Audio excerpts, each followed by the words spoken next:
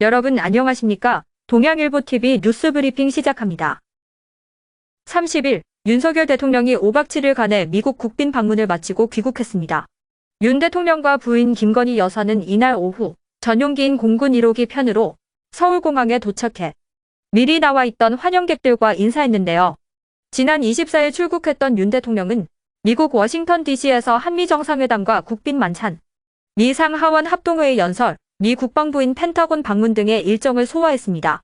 윤 대통령은 이번 국빈 방미를 통해 확장 억제를 강화하고 첨단 기술 동맹 등으로 양국 협력을 다각화하는 데 주력했습니다. 기시다 후미오 일본 총리가 윤석열 대통령의 지난달 일본 방문에 대한 답방으로 다음 달 초순 한국을 방문할 것으로 보입니다.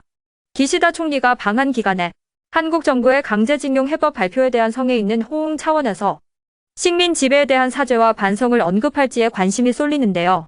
기시다 총리의 방한이 실현되면 2018년 2월 아베 신조 당시 총리가 평창 동계올림픽을 계기로 한국을 방문한 이후 5년 3개월 만에 이뤄지는 일본 총리의 방한이 됩니다.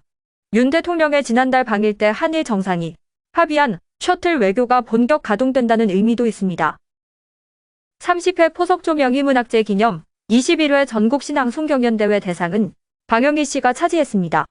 방 씨는 지난 28일 진천 포석조 명의문학관에서 열린 대회 본선에서 조명희 씨 감격의 회상과 이성선 씨 사랑하는 별 하나를 낭송했는데요.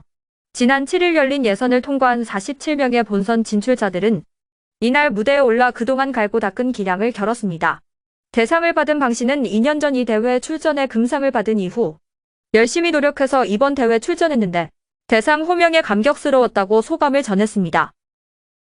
충북도가 중소벤처기업진흥공단의 다양한 정책 지원 제도를 통해 충북의 2차전지 산업육성 전략의 추진 동력 강화에 나섰습니다.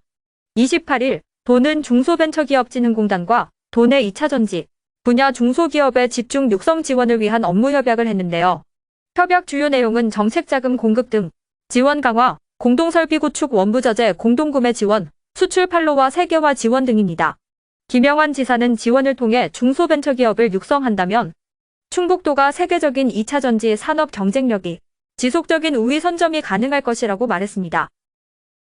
환경도 지키고 공예비엔날레 홍보도 하면서 소통하고 화합하며 서로를 응원하는 일석오조의 행사가 열렸습니다.